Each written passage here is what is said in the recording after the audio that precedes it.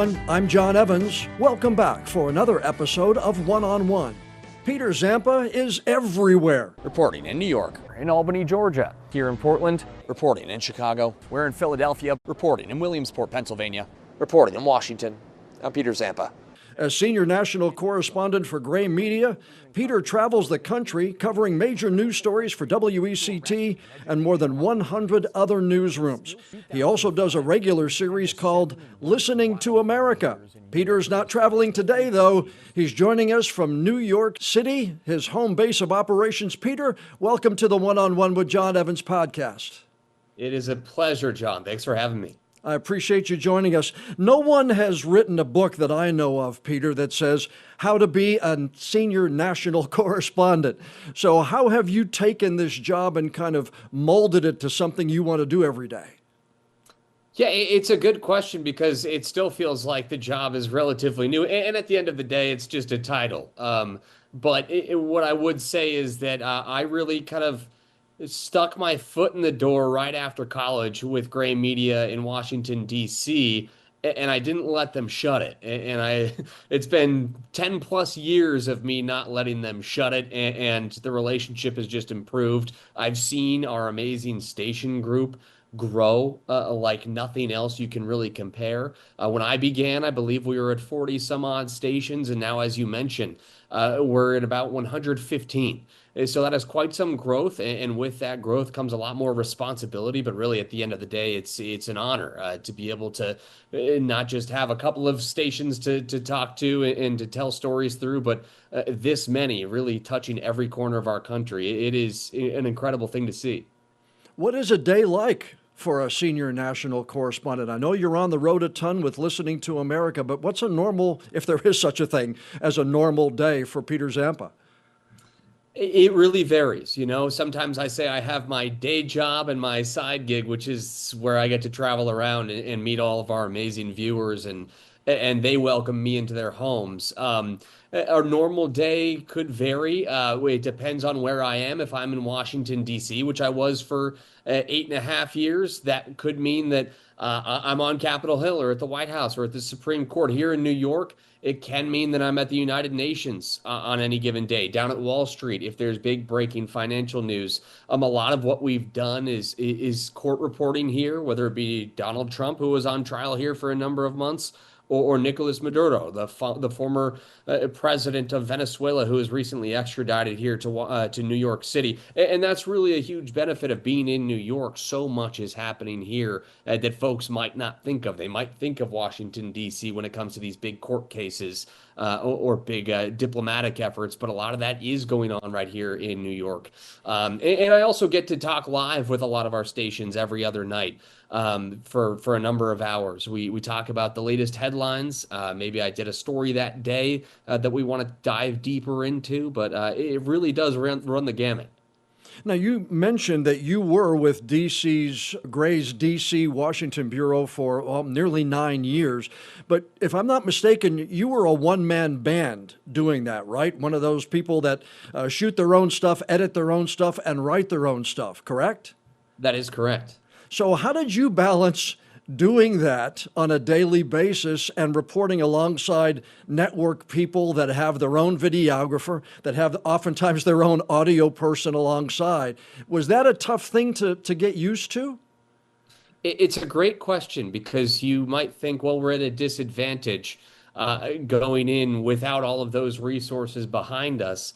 And it can be daunting at times. You kind of laid it out perfectly. If I'm in a scrum and I'm holding my own camera and I'm meant to be asking the questions where you have all these famous network reporters right alongside us who have all the other people to do those things, it can come off as it makes us look a little younger or maybe not as tuned in as the other reporters just because we have to handle all of these other things. And how can you possibly stay on top of it all? But I quickly realized after just a few months that There's a lot of respect that you earn when you're doing that kind of thing because we were those plucky reporters on the ground. And you also see major networks moving toward the one-man band thing, actually. It's not necessarily with full camera equipment, but you're seeing a lot of these reporters actually take out their phones, take those shots, try to get the interview, the answers that they want with their phones now. So we were almost ahead of the times with being the one-man band on Capitol Hill.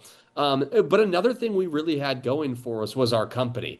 The fact that Gray Media had these newsrooms at WECT or at WOWT in Omaha or in Anchorage, Alaska, Honolulu, Hawaii. We were the voice for those constituents. So these lawmakers really almost gave us preferential treatment from time to time.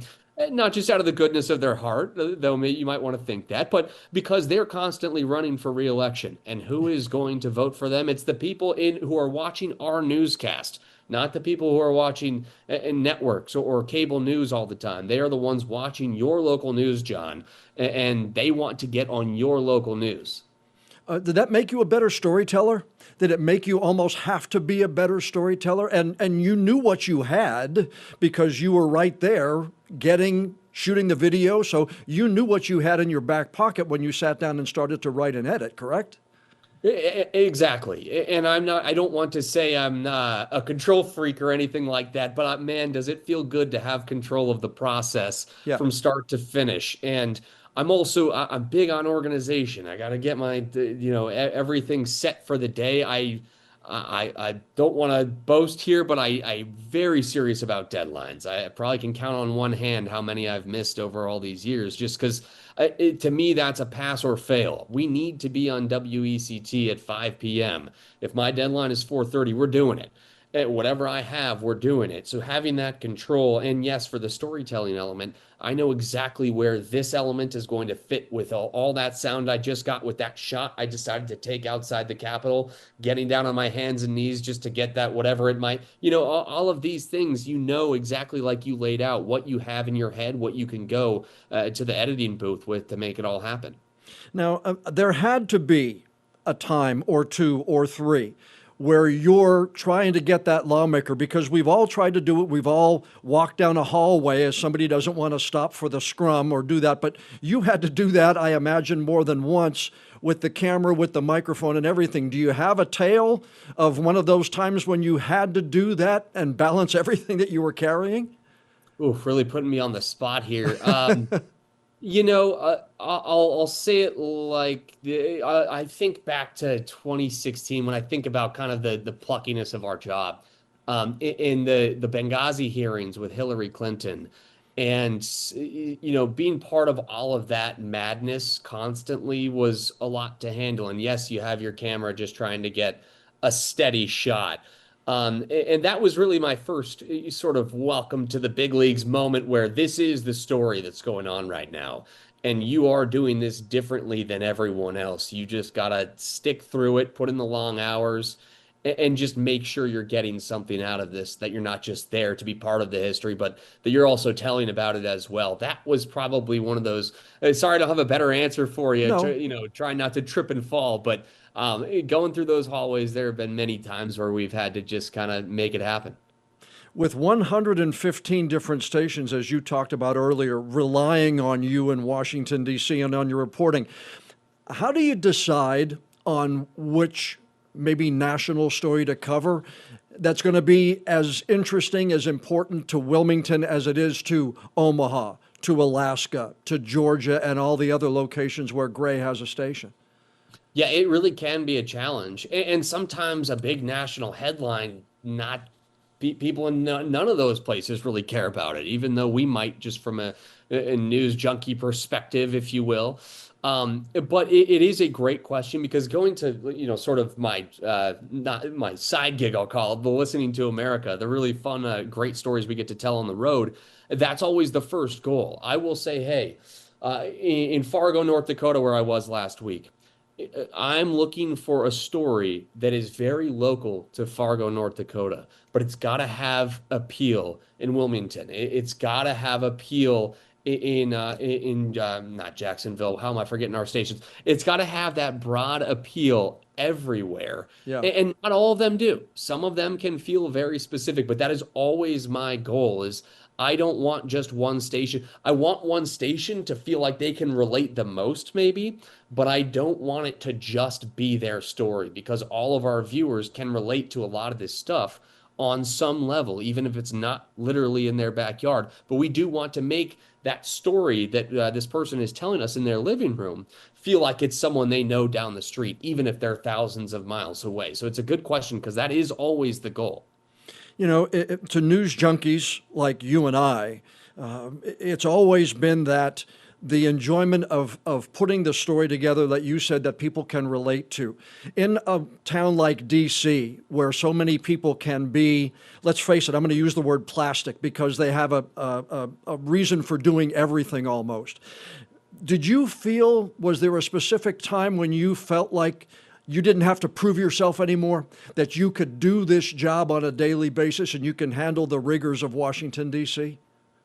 Yeah, and it happened pretty early on, not because I feel like I figured it out. I'm still figuring it out. No, You know, all of us are in 2026, and I agree with you.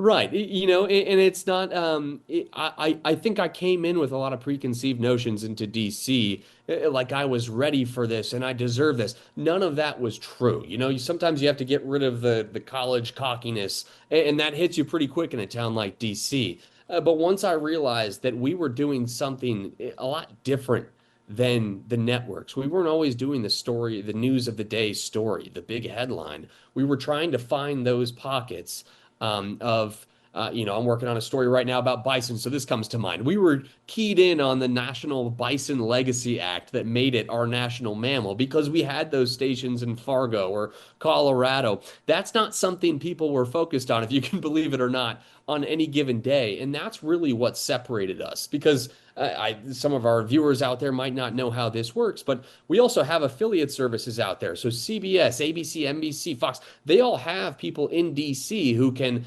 cater to our local audiences by doing the national story. But what we do is really localize it. We take it a step further for our stations. And that was always a value add proposition that our DC Bureau founder and that the leaders at Gray knew was going to set us apart. So as far as sort of saying, oh, well, I can handle this, I can do this, it never felt too much like competition, even though maybe it should have. But because we were doing something so unique and valuable for our local stations, if they were happy, that's the only validation I cared about at the end of the day, was getting that note from a news director across the country who says, hey, this really helped out our newscast today. We had something different than everyone else because you went that extra mile or you found that story that is so relevant to our people rather than just the casual bickering on Capitol Hill that we might follow a little bit too much sometimes.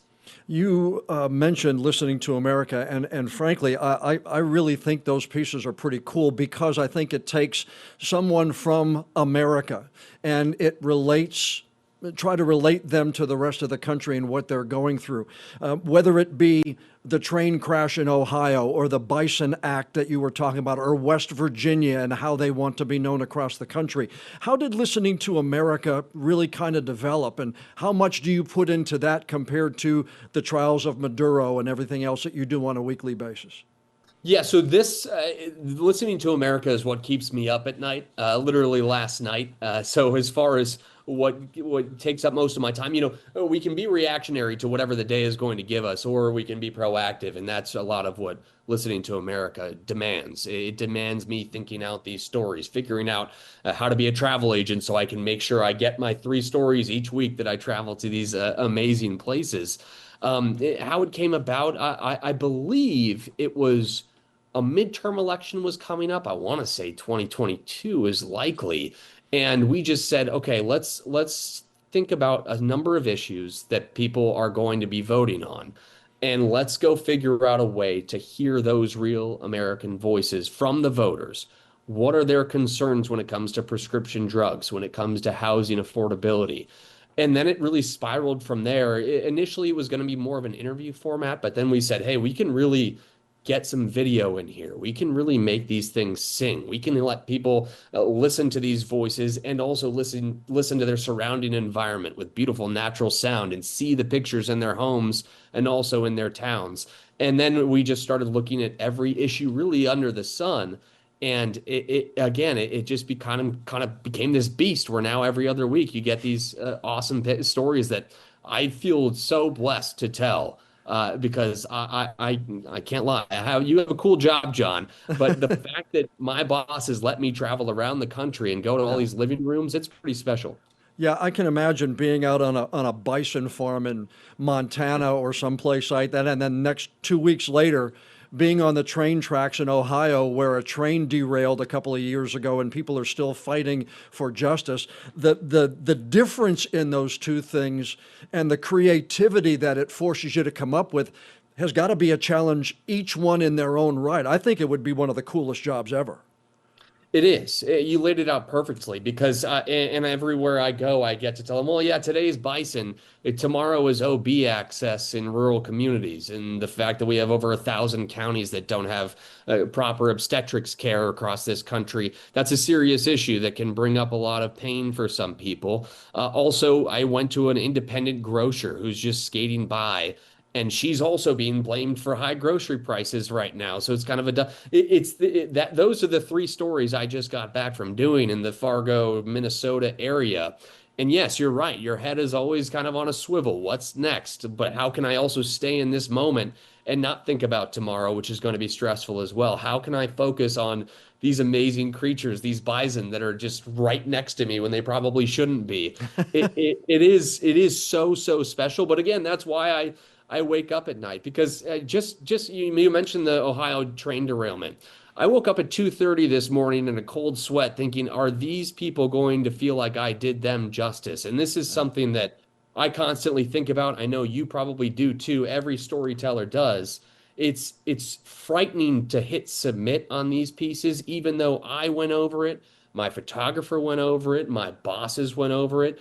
I still worry that not that the viewers are going to get mad at me for this piece, but that the people who let me into their living rooms are going to feel like it was worthwhile for them to do so, to let me in and tell their story and sometimes get very emotional about it. So that's the stuff that I sometimes stay up thinking about. Yeah, and that's such a great point. People give you oftentimes their trust. On a nightly basis, I have to earn that invitation into their homes every day. And I have to worry about whether what I'm putting together, whether it's this podcast, whether it's the VO I'm writing for 5:30, whether it's that package that I'm doing tomorrow night or whatever it is. And I've never put that on the side burner, that people invite me into their homes, or when this is ready and I put Peter Zampa on my podcast list, they're investing 30 minutes of their very, very valuable time to listen to this conversation. And if I don't do my best, I'm not going to earn that invitation back. And that's the way I've always looked at it. And it's really comforting to know that you have that same kind of want to, repay their trust with the best you can possibly do.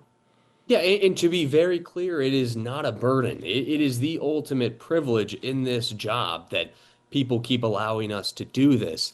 But it doesn't make it any less stressful when we go to finally hit submit and send it out to the 115 stations, or in your case, send it out to all of your viewers who cherish your work. But you want to make sure that that trust you've built up stays there. It can be daunting. Born and raised in California, if I'm not mistaken, a young Peter Zampa. How did he get introduced to journalism, and how did he decide he wanted to do this for a living? My parents didn't talk me away from it. And that's probably because they both were journalists as well. That's actually how they met in the California Bay Area. My father eventually went to the dark side. He went to do PR comms in the corporate world. But my mother stuck it out. And honestly, I don't know if I should credit her, but she was, well, I obviously should. I love my mom. But she would tell these stories about meeting. She was an entertainment reporter in California, and she got to meet Jim Carrey and Johnny Depp and Hunter S. Thompson and all the stories she would tell. It's like, man, maybe she doesn't get paid the most. I'm a kid. I don't know any of that. All I know is she is telling these stories, and her eyes are lighting up when she tells them. Also, I must admit, a huge sports fan growing up, so that was always the goal initially. But then I went to Boston University, which had a great journalism program, and actually it was John Buccigross, a great voice from ESPN, who Oh, gave a yeah. talk. He spoke to a group of students at BU when I was there, and he said, "Hey, I love sports. It's very competitive. I can also host my own political talk show. Be well-rounded in what you do. Take that GA assignment job. Take the political job if you can." So initially, my thought was, oh, sports or nothing. And then I started looking into politics a little bit. I did some stuff at Boston University, and then I applied for the DC Bureau. And the rest is history. Once you get into that kind of world, it's a bit addicting, and you can't really get away from it. And I'm forever grateful. While you were in Boston, you had internships in some pretty amazing places: Singapore, London, San Francisco. So it's not like you went across the street to WBZ or went down the street to some of the other Boston stations. You decided to go around the world for your internships. Well, one summer I did do WDHD. It's gone now. HDH, right? Yeah. Yes, HDH. It's no longer affiliated. So I did do that. But yes, another thing that was privilege and I viewed it as a massive burden was my father moved our family to Singapore my senior year of high school. Can you imagine that? 17 and a half years in California growing up. You have all these friends that you've lived down the street from. And then my dad says, "Hey, by the way, we're going to Singapore." It turned out to be the most eye-opening, amazing experience I could ever ask for, and I would not do it over again for anything. But that really, my father's move sort of sparked something in me that has always kind of paid him back, because now I've been gone from California for quite a while because he gave me the travel adventure bug. So London was another amazing experience. That was more of a study abroad internship, sort of putting on my own radio. It was like they called it web radio at the time. Really, it was a weekly podcast that we got to do, which was, again, when you're in college, you want to figure out how to do it all. You want to learn how to do the audio, the photography. You don't just want to be the guy who thinks he can sit behind a desk. You got to be John Evans to do that. You got to build up the credibility to do that right away. So just learning everything was really important to me, and the fact that I got to do it in so many different cool places only added on to that willingness to kind of branch out and figure out exactly what I wanted to do with this. Well, you got the job at the Gray D.C. Bureau, and let's face it, some of the best reporters in the country are the ones who are walking that beat in Washington, D.C. every night, every day, every weekend. Who are some of those that you revered, that you studied? Not necessarily that you wanted to be like, but you saw what they did and you're like, I like the way they do that. Maybe I might incorporate a little bit of that into Peter Zampa. Yeah, it's probably going to be recency bias. I'm sure I had more answers for you back when I was actually in DC, but you see some of these ladies and gentlemen out there who are just really willing to stick their nose in no matter what the situation is.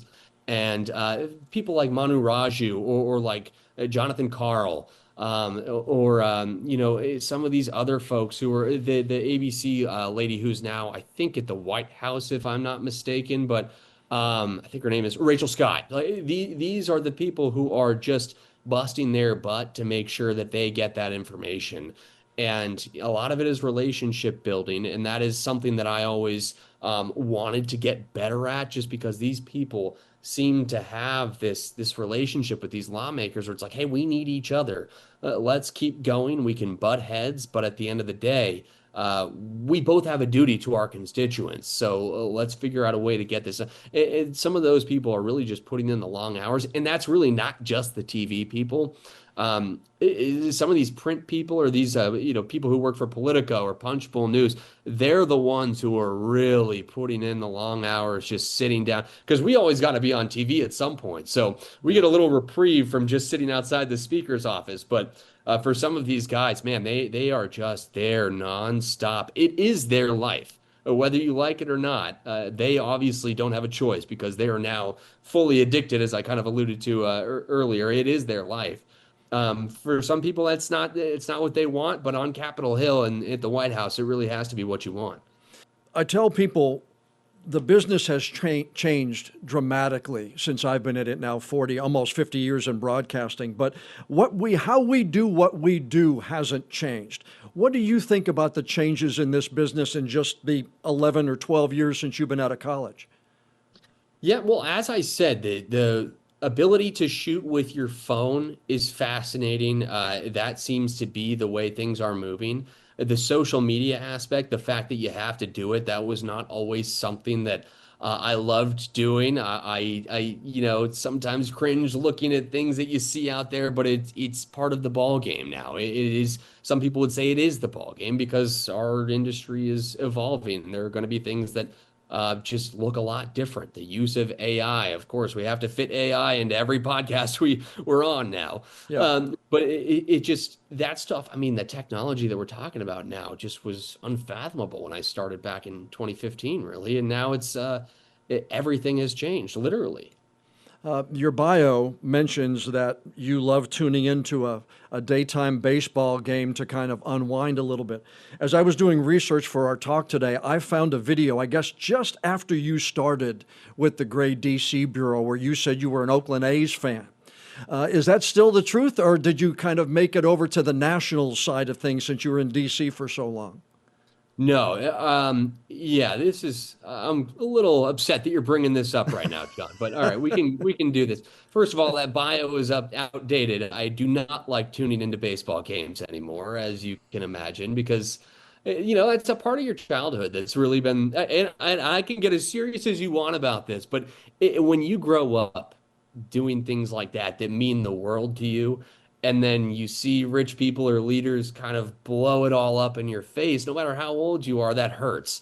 If you want to get philosophical about it, that's kind of why we do what we do, because these things have impacts on people. Yes, it's just a game, it's a sport, but it's also a community that was really torn apart. And it's my community that was torn apart because my group of friends were going to these games when we were young. We were there for the 20-game streak that Moneyball is all about.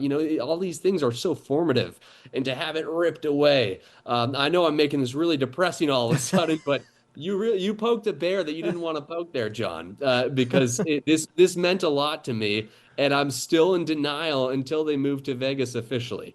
Yeah, well, I'm a Phillies fan. So I grew up outside. I grew up a couple of hours outside of Philadelphia. So I just wish we could get ourselves a bullpen, because we have all the offense we need, but our bullpen is like a dumpster fire on a nightly basis. And anyway, I know, just like you and I, we both have our sore points when it comes to Major League Baseball. That's right. What does Peter Zampa want to do? Do you like this job enough, the senior national correspondent job enough to stay in it for 10, 15 years? Or where do you see Peter Zampa in 10 years or so? It's a great question, because I love this job. And I was, as part of my 2:30 a.m. wake up today, I was thinking about, man, I've almost hit every single state where we have a station. How lucky am I to be doing this?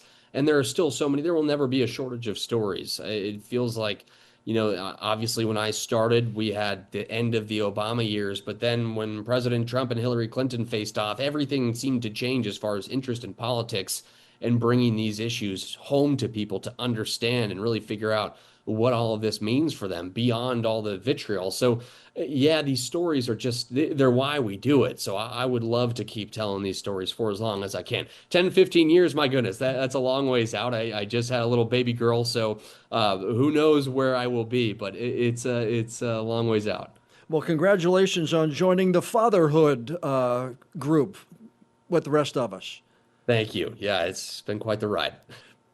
When you go to a story, or when you're out reporting a story, do you get the fake news cries? Do you get the media's no good cries? It is a good question, because some of these people have personally been betrayed. So they might actually have a reason to not like the media beyond just, doing what they're told by the worst parts of the internet.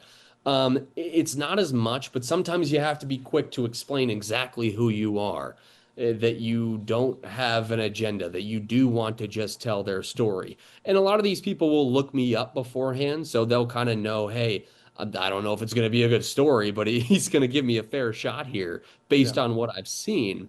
And that's all we can ask. Some people just really are camera shy. They don't want to be a part of this, again, beyond the fake news side of things. But yeah, others really do believe what they hear, and they just kind of loop us all in. If you have an ABC, NBC, CBS, Fox tag next to you, someone might feel some way about that, even though we couldn't be more disconnected from whoever they are actually talking about.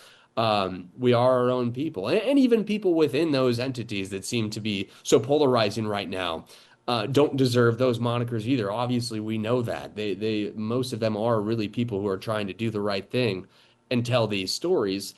So yeah, of course, it's unfair. Luckily, we don't see it as much. But that's also another thing, is that as just this kind of large correspondent role who feeds all these different stations, people on the ground don't actually know my face as well as they might know a John Evans, because I'm not necessarily in their living room every night. So our situation is a little different, and I don't have to wear a suit and tie when I'm out there, so that also helps. They trust me a little more. Yeah, and believe me, I'm envious of that too, not having to wear the shirt, tie, and jacket every night when you go out on many of these things. Peter Zampa is the senior national correspondent for Gray Media, reporting from more than 100 stations all across the country. You can see him on WECT News covering the biggest stories in the news cycle. Peter, I appreciate you taking the time to join us. I know you're slam busy. You're up at 2:30 in the morning thinking about your stories and sending them down to us every day. Thanks for taking the time to be on the One-on-One with John Evans podcast. I really have enjoyed talking media with somebody who's front and center on the lines with us every day. Oh, John, this has been fantastic. I'll come back anytime. A big thank you to Peter Zampa for taking time from his busy schedule to join us for this week's podcast interview. You can watch his stories from all across America on a nightly basis on WECT News. If you can, please follow or subscribe to our podcast, One-on-One with John Evans, on whatever app you use to listen to your favorite shows. And please leave us a comment or a suggestion. We really do care what you think about our interviews. And share the podcast with a friend. We hope they like it too. If you want to see a video version of this interview, just head on over to my YouTube channel. It's John Evans TV. I'm John Evans. We really appreciate you joining us for this week's episode of One-on-One.